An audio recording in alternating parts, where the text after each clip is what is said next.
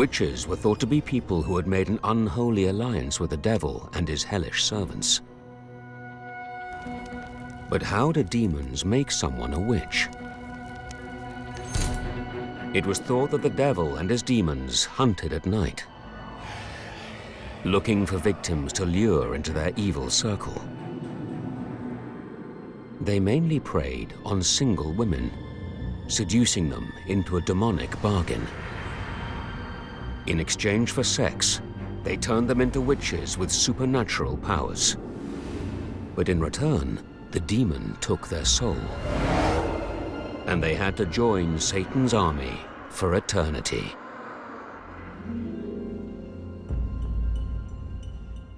In the 1600s, this was where some suspected witches were imprisoned. Colchester Castle in southeast England. Here, Professor Marion Gibson uncovers real-life accounts of how demons supposedly seduced women into selling their souls. Disguised as an ordinary person, the demon would reel his victim in by offering to help with their grievances. A demon would approach her and perhaps say, I hear you've been having trouble with your neighbours. I know that farmer so-and-so has been mean to you. Would you like some help with your life? We've got an example of this here. This is Rebecca West, probably 17 or 18 years of age. The demon kissed her and he said that he would like to marry her. And then he came into her bedchamber. And so Rebecca became a witch. What supernatural powers did those in league with demons obtain? People believed that witches could cast evil spells on those they disliked. Curses could start small, like spoiling a neighbor's butter. But witches were also blamed for destroying whole crops, killing herds of precious farm animals, causing sickness and death, and even summoning deadly storms that could lay waste to an entire city.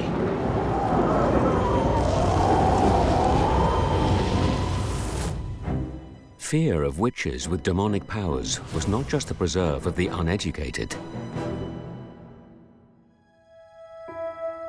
At the University of London, historian Dr. Nick Barrett has uncovered evidence that the highest authority in the land considered them to be a real and present danger. This book is called Demonology, and it was written in 1597 by King James VI of Scotland before he became King James I of England.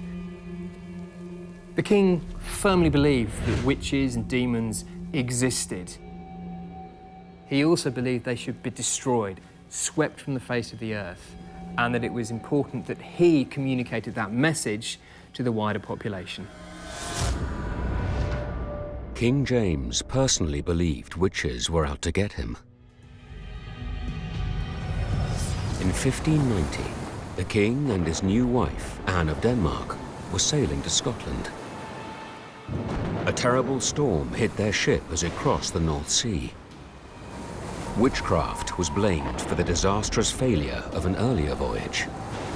The journey seemed cursed with bad luck. When the royal couple finally got home, rumors of witchcraft gripped the country. Under torture, one woman confessed to raising the storm and trying to kill the king.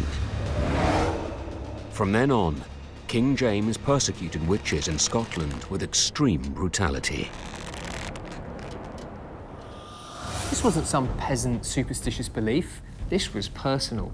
He had the evidence, and this was his response: demonology, setting out all of the fears that he had so others could take the necessary steps to eradicate witches.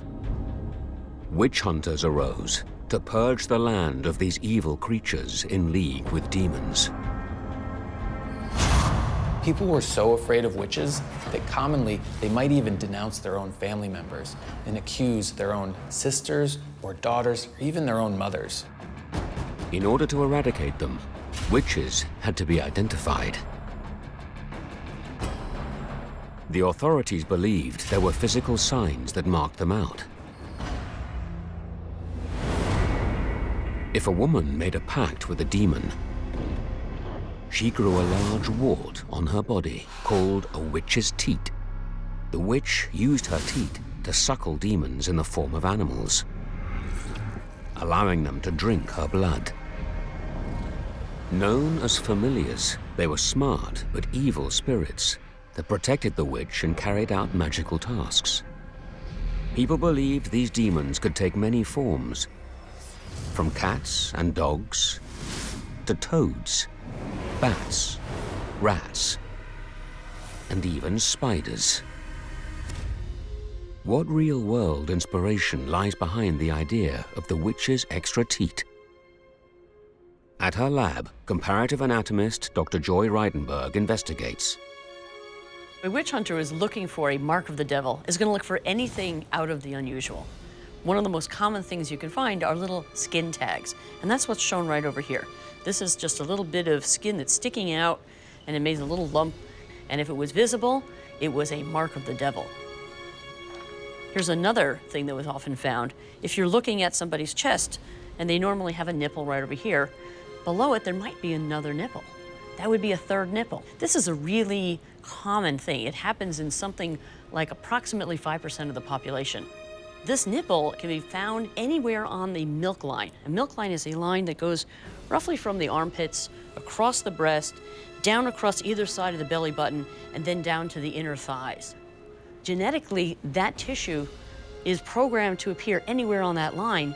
Just a slight mutation, and out comes another breast. And if you see this, this is like the jackpot, because it's something that a witch could use to nurse and suckle a demon, or maybe one of their demonic familiars like a cat or a dog. But this wasn't the only way to identify someone who had made a pact with demons. Really, anything that you could find on someone could be a sign that they were a witch. We have here Sarah, who has volunteered to show us a birthmark. Can you tell us a little bit about your birthmark? Yes, so this is my port wine stain, and I've had it since I was born. It's basically an abnormality of the blood vessels in the specific area on my face. Basically, they're much larger than a normal capillary would be, which leads to more blood flow in that area, which is why it appears red. The red color is actually very interesting because it reminds people of fire. So you can imagine in the day, they would look at that and they'd say, "You've been burned. There's hellfire sign on you. The devil has touched you. You're a witch." And that actually could have happened not too long ago. Suspected witches were also subject to trials by ordeal. The gold standard was the swimming test. Those suspected of being in league with demons were bound and plunged into water. People believed that if they were a witch, they would float. But is there another explanation for who rose to the surface and who sank? At Imperial College London, physicist Scott Melville has designed an experiment to show how the test worked and why some people were more likely to fail. Most people have heard of witch dunking, or the swimming test, whereby you throw a supposed witch into some water, and if they float, they're a witch, but if they sink, they're innocent. We want to know if there's any science behind this test. How well someone floats depends very much on what they're made of. In this tube, we have vegetable oil, which is roughly as dense as body fat. And in this tube, we have corn syrup, which is a little bit denser than your muscle, but roughly the same. The vegetable oil represents older women who typically have higher body fat and lower bone density. Corn syrup represents men who generally have greater muscle mass. So what we're gonna do is see which ones float and which ones sink. Big bag of fat floats. Big bag of muscle. Oh, and it sinks like a stone. The thing to take away from this is that because men typically have more muscle per mass, women are better at floating. And so this whole witchcraft test is rigged and will disproportionately single out women as opposed to men. At the heart of the fear of witches is the fear of women. Witches were women who were assertive, they were intelligent, they knew how to do things. They are hated because they don't want to be kept in the traditional role, and that is something which is deeply fearful to men. The tests provided evidence, but before a witch could be hanged, the witch finder had to extract a confession. At Colchester Castle in southeast England, Professor Marion Gibson investigates how this was done.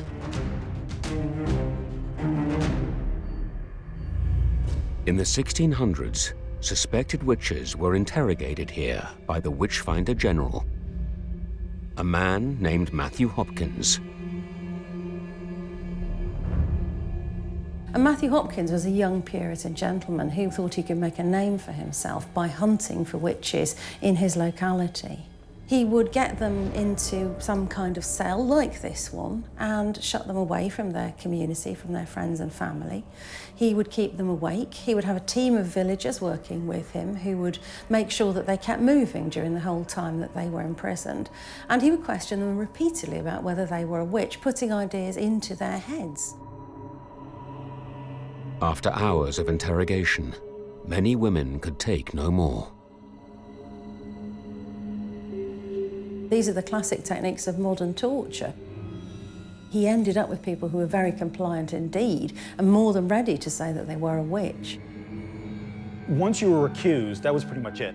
Nobody can resist torture forever, and eventually you start confessing to the most crazy things. And once that was done, of course, you now were expected to give up the names of your family, of your best friends, and then the cycle would start again. For 300 years, a great wave of witch hunting swept across Europe. Tens of thousands of women were accused. They were tortured into confessing that they were in league with demons. If found guilty, they were hanged or burned at the stake.